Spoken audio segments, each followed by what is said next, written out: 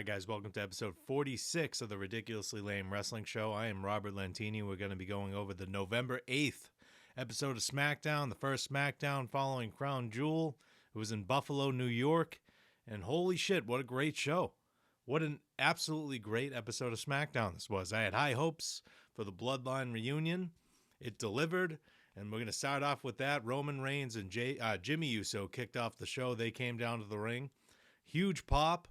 Reigns, asked Buffalo to acknowledge him. Jey Uso immediately interrupts. Jey said there's been a lot of misunderstandings since Crown Jewel. If you don't remember, Sami Zayn accidentally hit Roman Reigns with a haluva kick at Crown Jewel after Roman Reigns was pinned by Solo Sikoa. After the match, Sami Zayn came down the ring, looked like he was joining Sikoa's faction, but he decided not to do so and went after Sikoa, went to hit him with the haluva kick. Sikoa ducked. He leveled Reigns. And that's why Roman Reigns is pissed off. That's why this conversation needs to take place. Jey Uso said there's been a lot of misunderstandings. I'm just asking you for this one thing. Just hear me out. So Sami Zayn comes down to the ring. He's all somber. He's not pushing things. He's saying, look, I came down to the ring to help Jey Uso at Crown Jewel. I did, but I've got to admit, being in the ring with Roman Reigns and the Usos once again, it was special. It was like old times. And I know everybody else felt it. I know the people felt it. And hell, Roman Reigns, I know you felt it.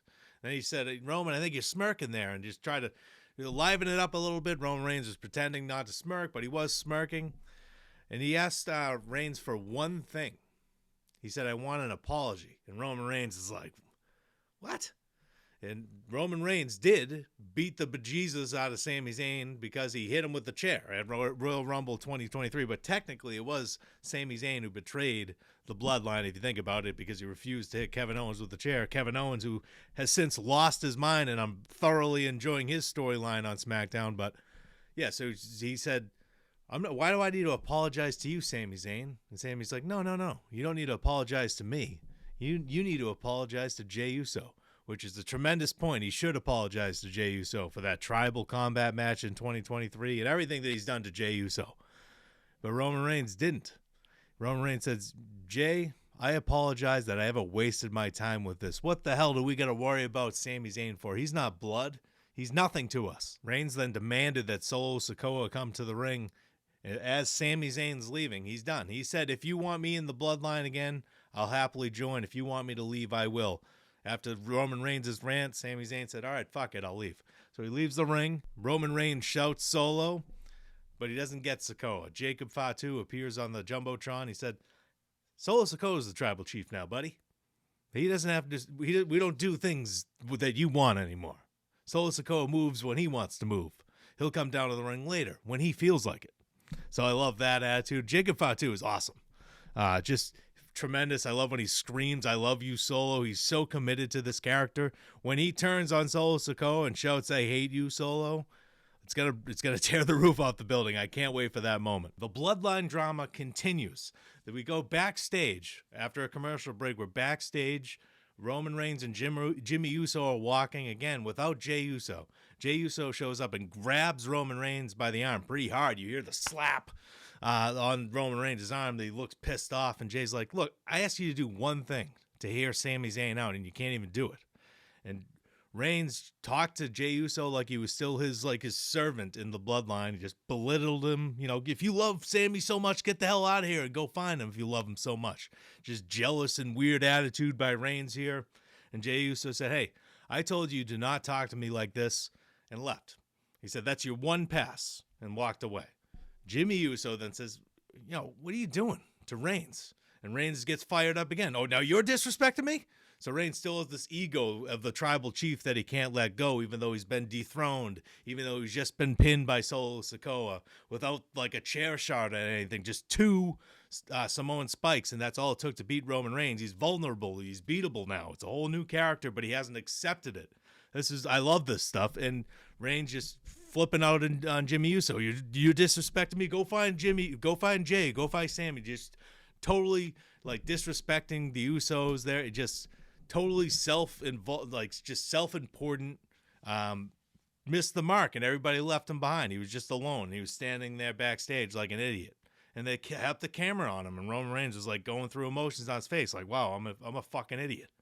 and it paid off at the end of the night. It was just great storytelling for this first 25 minutes of the show. It's just epic stuff here. Just Reigns just refusing to admit, like, acknowledge to himself that he's not the tribal chief anymore. I just love this. Bayley versus Candice LeRae. I don't have too much to say about this match. It was a decent match. Candice LeRae is the women's speed champion, so they're doing something with her, but they're not pushing her on the main roster on SmackDown here. And it was just weird because Bayley and Naomi defeated Candice LeRae and Indy Hartwell last week on SmackDown, and Indy Hartwell was released before the match aired because it was taped in Saudi Arabia. Just a bummer for Indy Hartwell. I don't know what they're going to do with Candice LeRae, but she obviously didn't win this match. She's trying to capture Nia Jax's heart and become her new sidekick, causing conflict with Tiffany Stratton. We'll go over that in a minute, but this match was fine. Bayley won. Moving on, and Johnny Gargano backstage with Motor City Machine Guns. WWE Tag Team Champions, Motor City Machine Guns. Alex Shelley and Chris Sabin. They're backstage. Gargano's being a nice guy, welcomed him to the company. You know, he's known him forever. He congratulated them on winning the titles, and Motor City Machine Guns walk off because they're supposed to be on the Grayson Waller effect, but that doesn't happen. We'll get to that later, too. Tommaso Ciampa shows up, and he's just livid. He is so pissed off at Gargano, just berating him. Hey, we lost these titles. We didn't get a rematch against the Bloodline. We need to be focused on getting these titles back. Why are you making friends? And Gargano's like, I know these guys my entire life. So have you. Like, what are you talking about? Like, Ciampa is losing his mind. Heel Ciampa is the best Ciampa. Get Ciampa as a heel. I'm loving it. I don't care if he betrays Gargano in the process. Or preferably, I like a heel DIY tag team. Bring some just some energy to this tag team division. Be great opponents for Motor City Machine Guns if Gargano turns heel as well. Those guys, I can't imagine how much chemistry they will have in the ring. They go for a half hour at any premium live event or main event of SmackDown. But I love this. I love Ciampa teasing a heel turn. They meet up with Motor City Machine Guns later in the night. I'm just going to bang out the tag team division now. They meet up with Motor City Machine Guns later in the night after the champs was supposed to be on the Grayson Waller effect. It turned into a tag team match. They just said, Corey Graves literally on commentary said, well, Nick Aldis noted that the Grayson Waller effect always just turns into a match, so we just decided to skip the Grayson Waller effect. I don't know if it was cut for time or they just realized that nobody in that ring besides Grayson Waller can talk. Maybe that's what they realized. But it turned into a tag team match. Obviously, Motor City Machine Guns win. Backstage, Tommaso Ciampa and Gargano confront them. Gargano doesn't really say anything. He doesn't know why Ciampa has this new ridiculous attitude. And Ciampa just said, we're going to take those titles from you. He's just being a total asshole to him. But all of a sudden, the Street Profits show up, and they say, hey, we just talked to Nick Aldis. We got a tag team title match next week. And Ciampa's livid again and storms off. So Street Profits versus Motor City Machine Guns next week. Ciampa heel turn. I'd imagine he's getting involved if Motor City Machine Guns win that match. DIY's attacking him right when the bell rings. That's what I want to see. Both Gargano and Ciampa attacking Motor City Machine Guns. I don't want to see this. We got a 1 week of the can they coexist. Let's move on with the can they coexist shit. They can coexist as a heel tag team. I'm into it. I would also just like to note on DIY, they destroyed Pretty Deadly. Absolutely just dismembered them tonight. Ciampa just didn't tag out. I think he just beat the shit out of Kit Wilson outside the ring and hit Elton Prince with the fairy tale ending for the pinfall victory. Pretty Deadly is just, wow. They don't have that much to do on the main roster. I guess they're just jobbers now, and they're entertaining, but yeah. The rivalry between Kevin Owens and Randy Orton got even more personal today on SmackDown. At Crown Jewel, they were supposed to face each other in a match, devolved into a brawl. Orton wound up hitting Adam Pearce with an RKO during the match. It was thrown out. There was no result, no contest. Tonight, Randy Orton storms to the ring. He's pissed off, and he calls Kevin Owens out. He said, let's do this right now. He said, let's end this shit right now, and they bleeped it out. Kevin Owens goes to come to the ring. He's in a Kevin is Right shirt, which is just hilarious. I want it. I'm going to have to buy that. But he looks like he's not going to come to the ring at first. He backs up like a heel. He's like, all right, forget it. Then he sprints down to the ring. They start trading punches. Then Kevin Owens hits Randy Orton with a pile driver. You see those 15 times a night on AEW. That's banned in WWE. Been banned for years. Returned tonight. Kevin Owens just drilled Orton with one, and Randy Orton, who was out for the back injury for, over a year before his Survivor Series 2023 return. He's selling it like a motherfucker. He's grabbing his neck. They bring the stretcher down. Noted medical professional, I guess, and also Kurt Angle's long-lost son, Jason Jordan, for some reason is allowed to touch Randy Orton and lift him onto the stretcher. If you think about that, he's lifting the stretcher with Orton. Just a security guy, just a backstage producer. Could be a serious neck injury. Just handle him not with care, Jason Jordan. I love that. There's just EMTs, fake EMTs all around, but for some reason, Jason Jordan's the one doing the heavy lifting of the guy with a bad neck who might be paralyzed in this storyline here. Like, that just made me laugh. That's stupid. Nobody else notices shit like that. But the idea that Jason Jordan would be the one holding the backboard and the stretcher with Orton on it makes me laugh. But Orton was taken in a stretcher. He's gone in an ambulance. Cody Rhodes sitting with Orton in the ambulance. That was his only appearance on tonight's show, just checking on Randy Orton and leaving with him in the ambulance. Cody Rhodes already defeated Kevin Owens at Bash in Berlin, but they could have another match. And maybe if Randy Orton comes back in a month, maybe he comes back with this newfound perspective and he hates Cody Rhodes. Maybe that's how they get there. But he obviously is going to have to get revenge on Kevin Owens, and they're going to have that match. But where Cody Rhodes fits in, I think they're going to have a triple threat match at Royal Rumble, is my assumption. I don't know how they get there. They don't have to rush. They can do Kevin Owens versus Randy Orton again at Survivor Series and do Cody Rhodes versus whoever. Or maybe he's on the old Bloodline team in the War Games. Who knows? But that was awesome. I love the dramatics of it. It took like 14 minutes for Randy Orton to get stretched out from a pile driver. I feel like Orange Cassidy hit a pile driver, or Trent hit Orange Cassidy with a pile driver on top of the steel steps like a few months ago, and Orange Cassidy was up in like 3 minutes. Oh, I'm sorry, 3 seconds. Not 3 minutes. 3 minutes, that's an eternity in AEW. Stuff like that you can't sell for 3 minutes in AEW. What are you, nuts? But this was epic. This was great. This is soap opera. If you don't like WWE, you don't like stuff like this, how they just dramatize everything. How Charles Robinson is, for some reason, closing the ambulance door. It's just so stupid, but I loved it. And I love that they brought the pile driver back. They're not going to overuse it. They made it seem like he got shot. It was ridiculous. The dramatics of Michael Cole and Corey Graves, my God, I can't believe Kevin Owens is just a sick human being. Just the somberness, oh my God, what have we witnessed here tonight? It was a pile driver. We see it 40 times on AEW Dynamite, and it doesn't mean anything. But when you do it right, when you sell the move correctly, when you build up moves properly, they mean something. And you can get someone fucking taken out in an ambulance because of a pile driver. It's just brilliant. It's just a brilliant segment. And I don't know when Orton's back, but he shouldn't be back for a few weeks. Nia Jax and Tiffany Stratton battled women's tag team champions Jade Cargill and Bianca Belair. It was a non-title match. This is a fun back and forth match. Stratton took the most of the beating throughout the match. Like I said earlier, Candice LeRae is trying to become friends with Nia Jax. She comes down to the ring during this. After losing to Bayley, she's trying to help Nia win this match, and Tiffany Stratton's like, get the hell out of here. She shoved Bianca Belair off the top rope, but it was all for naught because Bianca Belair and Jade Cargill took control. Cargill hit an epic pump kick. She usually misses them, or it just hits like in the leg, the top of the leg. She hit Jax way up here. That was an epic pump kick by Cargill, and then Belair hits the KOD on Tiffany Stratton to win. Fun match, I guess. I don't understand, the Candice LeRae thing, somehow this storyline is going to get to Tiffany Stratton being betrayed by Nia Jax and Tiffany Stratton cashing in on Jax to win the WWE Women's Championship as a babyface. That's where we're going here, I assume, because Tiffany Stratton can be a babyface or a heel, but fans love her. So I don't blame them. She's great. So I think I'm just waiting for her to cash in. Maybe at Survivor Series. Who knows? Jax has been pretty solid as WWE Women's Champion. I can't believe I'm saying that after trashing Jax before for years. But she's been great since her return, in my opinion. This run's been great for her. I liked her match against Rhea Ripley at Elimination Chamber 2024 in February. And she's been a solid WWE Women's Champion to me. I wouldn't be in a rush to take the title off of Nia Jax, but we all know that there's no reason for Tiffany Stratton to be going to Raw right now. The storyline is her cashing in on Nia Jax and then them having a rivalry. We got a huge announcement from SmackDown General Manager Nick Aldis tonight.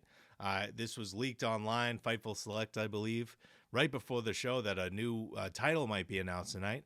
And we got in a backstage segment. Typically, we have Triple H with a big elaborate thing when he unveils it under a red. We still got the red carpet, drape, whatever the hell you put off the curtain. They pull off the titles, but they weren't in the ring tonight. It was Nick Aldis backstage, and he announced the Women's United States Championship. So a mid-card title. I don't know if that's exclusive to SmackDown. I hope not. I guess they could do a Women's Intercontinental Championship on Raw.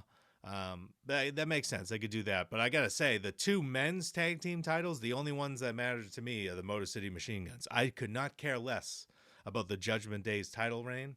So I feel like they don't need two men's tag team titles, in my opinion. They could just have the WWE Tag Team Champions and float on both brands. That's how I would do it. And I would just have one women's mid-card title. But if they're going to do two, they can. Because apparently Netflix and when Raw moves to Netflix and SmackDown are going to be 3 hours.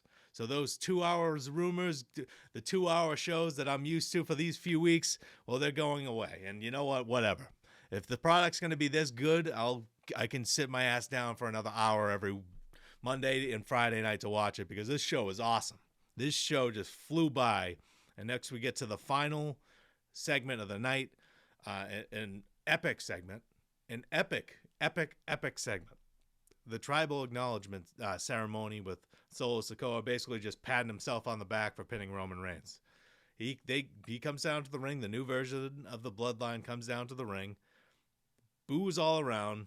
He goes to ask the crowd to acknowledge him. Roman Reigns' music hits right away. But he's coming to the ring all alone. He's coming to the ring all alone because he's pissed off his whole, he pissed off the Usos. He pissed off Sami Zayn earlier in the night. He's all alone. He's made a mockery of himself up until this point as I smack my microphone like an idiot. Roman Reigns gets in the ring and Solo Sikoa said, "Oh, I'm happy to see you. I want you to acknowledge me as your undisputed tribal chief." Just got right to the point. And Reigns is like, "I'll never acknowledge you. I'm here to challenge you to a one-on-one match. The winner is the only tribal chief." Now, that match isn't going to happen anytime soon because they kind of moved on from it, as I'll talk about in a minute here. But I feel like that's a future match. Like, they could do that at I don't know about WrestleMania, maybe Royal Rumble, or whenever the hell they want at one of these random international shows. But that sounds like a hell of a match. Why not? But that's not going to be the case. Solo Sikoa said, "Why the hell do I have to fight you? I'm already the tribal chief. I already pinned you. What the hell do I got to fight you for?" And then he suggested, "I challenge you to find 4 men to come out here and fight on your side." And Roman Reigns is like, "You only got 4 people here." And Solo Sikoa is kind of finding the words in this promo. He looked lost for a minute, then he got it back and said, for war. Finally got around to what the hell he's talking about. The War Games match that we've all been expecting. The old version of the Bloodline versus the new version of the Bloodline. And Reigns is like, "Well, you only got 4. And Sikoa's like, "Well, I got my 5th member's backstage. He's my dog, Sami Zayn." And then Sami Zayn starts walking to the entrance ramp. He gives like an ominous look. In reality, if he just came out and said he's lying, it would have served the whole Roman Reigns so much better, but that didn't happen. He made it seem like he was on Solo Sikoa's side. The Bloodline then jumps Roman Reigns in the ring. Jimmy and Jay run past Sami Zayn, and Sami Zayn's still standing there this entire time, not helping. Numbers game, Bloodline are beating down Roman Reigns and the Usos. Solo Sikoa is about to hit Roman Reigns with a Samoan spike. But he looks down at the entrance ramp. He says, "Hey, Sammy, get the hell down here. Get the hell over here. Come on." Sammy, obeying orders, walks down to the ring with Solo Sikoa, and Solo Sikoa says, "Kick him in the face." He's pointing to Roman Reigns. Kick Roman Reigns in the face. Sammy gears up for the haluva kick in the corner, but charges and drills Solo Sikoa in the face. Everybody knew this was going to happen. For a second there, they had me like, wow, that'd be kind of interesting if Sami Zayn turned heel. As the great liberator, he has been phenomenal as a heel in the past, but I think everybody wants to see the honorary Uso return, and we got that. He kicked Solo Sikoa in the face, not Roman Reigns. He kicked Roman Reigns in the face of Crown Jewel. He kicked Solo Sikoa in the face tonight on SmackDown. Roman Reigns hit Solo Sikoa with a Superman punch. Jacob Fatu goes to get in the ring.